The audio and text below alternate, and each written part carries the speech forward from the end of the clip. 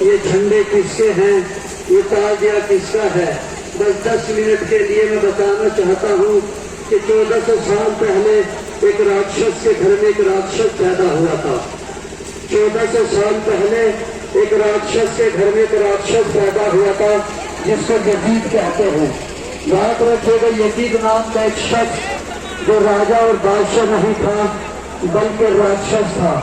جب وہ دنیا میں آیا ہے تو اس نے کہا نو گاڈ، کوئی اللہ نہیں، کوئی بھگوان نہیں، کوئی گیتا نہیں، کوئی رسول نہیں، کوئی قرآن نہیں، اللہ اکبر کہنا بند کرو، بند نہ کرو، بلکہ جو اللہ کا نام لیتا تھا ان کو قتل کر دیتا تھا، جو بھگوان کا نام لیتا تھا ان کو قتل کر دیتا تھا، جو گیتا پڑھتا تھا ان کو قتل کر دیتا تھا، جو قرآن پڑھتا تھا ان کو قتل کر دیتا تھا۔ پوری دنیا میں اس نے سمندر، خون کا سمندر اور خون کے لاشوں کا انبار لگا دیے اور پوری دنیا اس سے خوف زدہ ہو گئی۔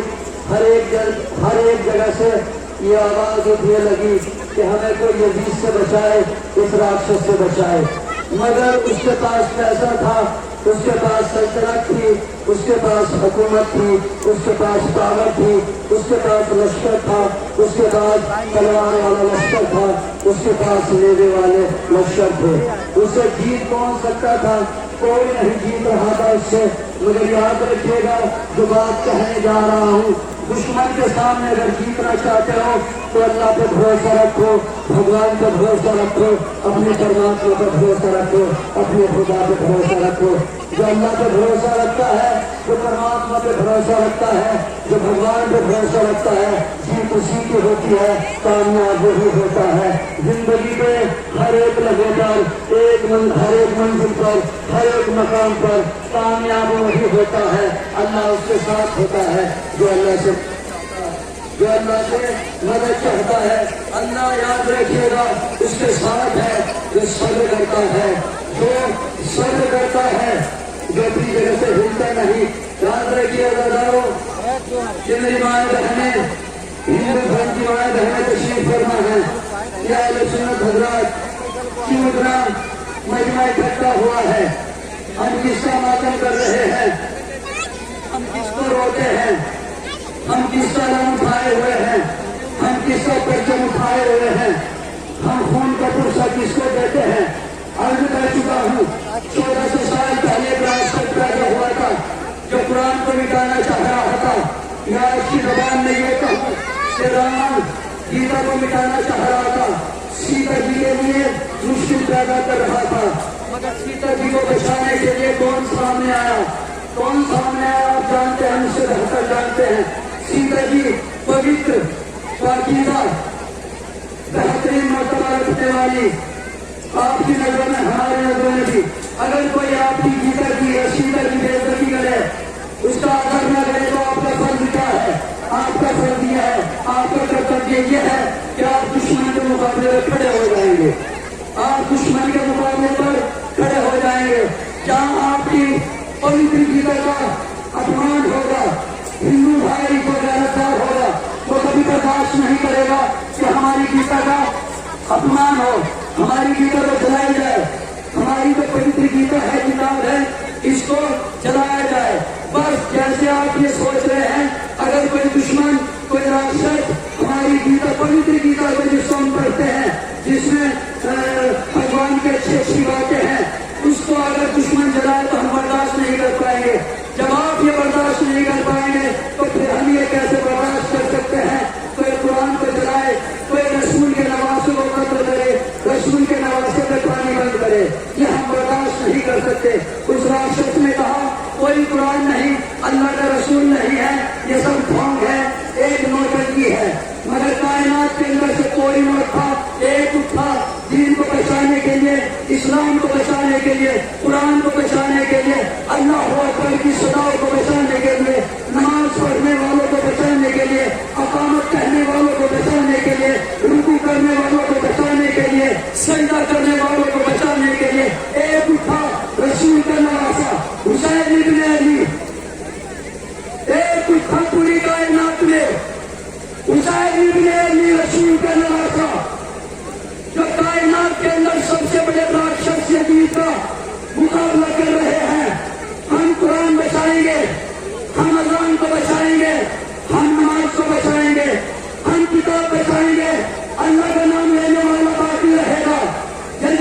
مقصد یہ تھا کوئی اللہ کا نام لینے والا اس دنیا میں نہ رہے.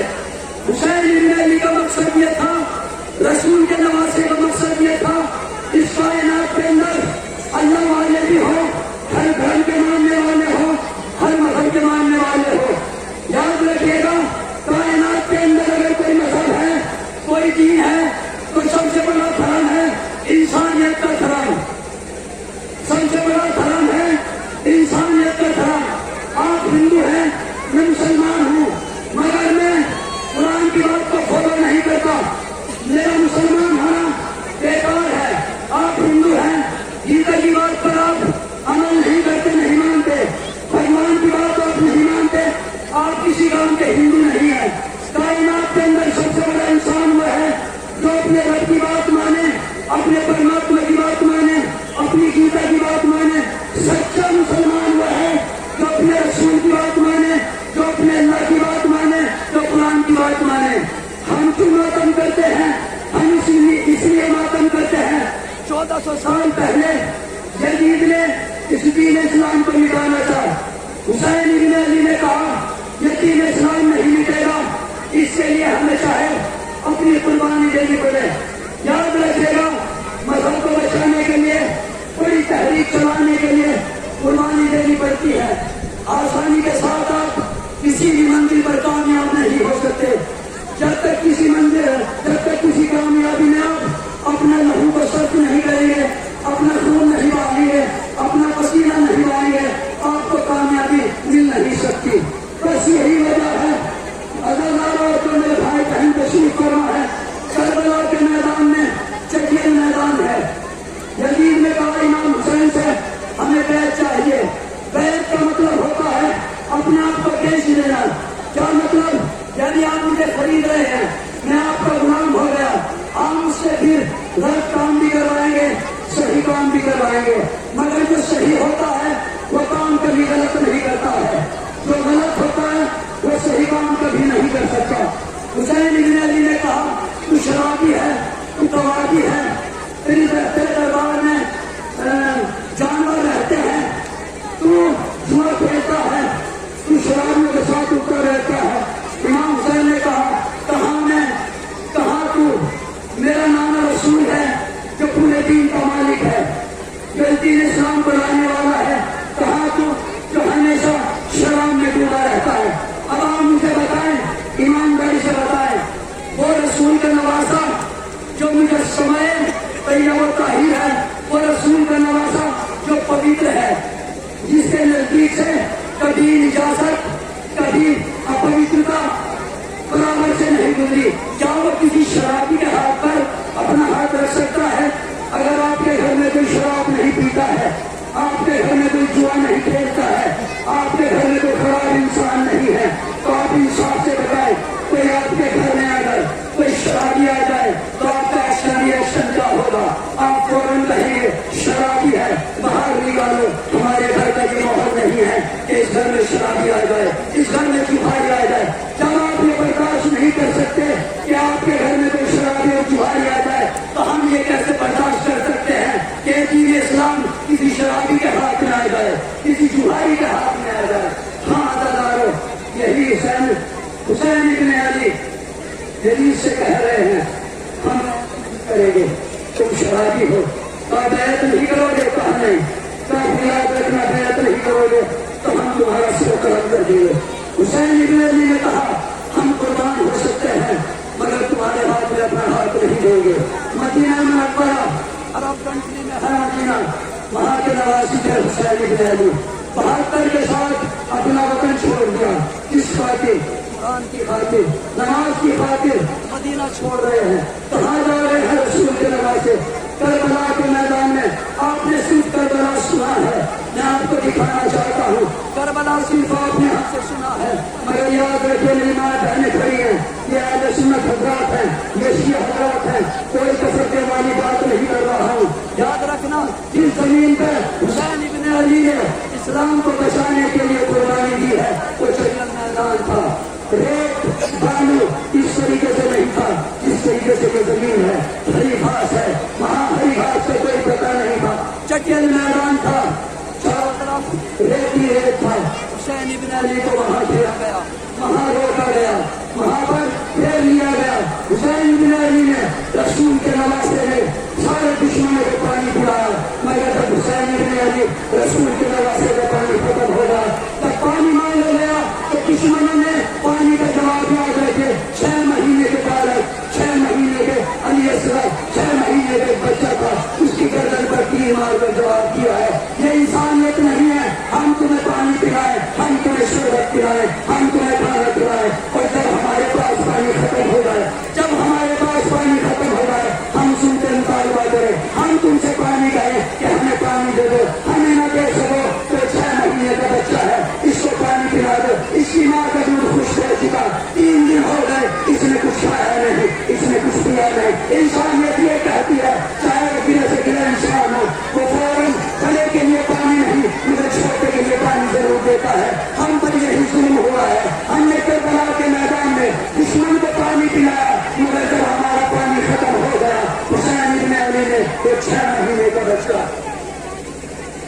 6 مہینے کا بچہ، ماشاء اللہ آپ کی گود میں بچے ہیں، 6 مہینے کا بچہ کیا ہوتا ہے، اس کی ایج کیا ہوتی ہے، 1 بالش کا ٹکڑا ہوتا ہے، ابھی اس نے گھٹنے چلنا نہیں سیکھا ہے، 1 بالش کا ٹکڑا ہوتا ہے، ادھر یزیدی لشکر ہے، ادھر ہم ہیں، 72 ہیں ہم۔ حسین ابن علی نے فرمایا اگر میں تمہاری نظر میں خطاکار ہوں، اگر میں تمہاری نظر میں خطاکار ہوں، میں تمہارا مجرم ہوں، میں نے تمہارا کچھ بگاڑا ہے، اگر میں نے تمہاری شان میں گستاخی کی ہے، ٹھیک ہے، یہ بچہ تو تمہاری نظر میں خطاکار نہیں ہے، 6 مہینے کا بچہ ہے، اس کی ماں کا دل خشک ہو چکا ہے، اس نے کچھ کھایا نہیں، ہونٹ بھی پھٹ چکے ہیں، اس کی زبان باہر نہیں آ رہی ہے۔ حسین ابن علی چھوٹے سے بچے کو لے کر کربلا کے میدان میں یزیدی لشکر کے سامنے آئے، مگر یزیدی لشکر نے کیا جواب دیا؟ کیا جواب دیا؟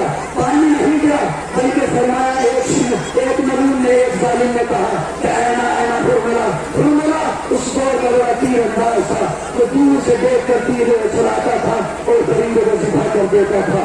اس نے کہا حرملا کہاں ہے، حرملا کہاں ہے؟ حسین کے آغوش میں جو بچہ ہے نا اس کو قتل کر دے، اس کو قتل کر دے۔ جو آگے بڑھایا اس نے چلے کے مان تیار کیا، یعنی جو تیر ہوتا ہے وہ آپ نے دیکھا ہے کہ تیر کیسا ہوتا ہے، مگر عرب کے تیر اور تھے، وہ 3 بھال کا تیر تھا، ترشول کا دیکھا ہوگا نا، 6 مہینے کے بچے کے لیے 3 بھال کا تیر استعمال کیا گیا۔ اندر غور کر کا ظلم ہوا ہے کربلا کے میدان میں۔ آپ کہتے ہیں شیعہ ماتم کرتے ہیں، اور ہم ماتم کیوں نہ کریں؟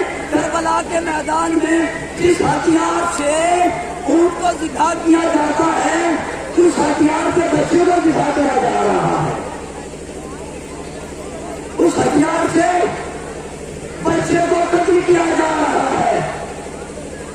آپ کہتے ہیں ماتم نہ کریں، ہم ماتم کیوں نہ کریں؟ ہماری دنیا ہے کربلا، ہماری سلطنت ہے کربلا، ہماری عزت ہے کربلا، ہماری شان ہے کربلا، ہماری آن ہے کربلا۔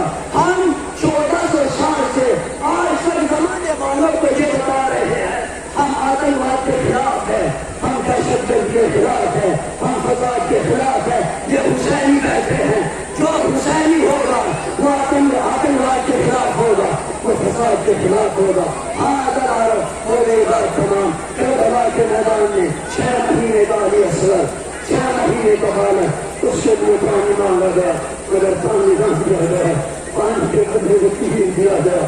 3 بھال کا تیر ہے دادارو، 3 بھال کا تیر ہے، اگر وہ تیر اٹھا کے چلا ہے، چھوٹے سے علی اصغر ہے، 1 بالش کا ٹکڑا ہے، بابا کی آغوش میں ہے، والد کی گود میں ہے، ایک مرتبہ تیر آ کے دیکھا، موجود نما کو دیکھا ہے، یہ معجزہ کر دے کہ زمین مقصد سے پانی اٹھ جائے، مگر مسئلہ پہ پروردگار ایک مرتبہ تیر اٹھا کے چلا، علی اصغر کے گلے پر لگا۔ میری ماں بہن نے تشریف کرنا ہے، بتائے مجھے 3 بھال کا تیر، ترشول کے معنی تیر، اگر وہ 6 مہینے کے بچے کے گلے پہ لگ جائے تو کیا حشر برپا کرے گا؟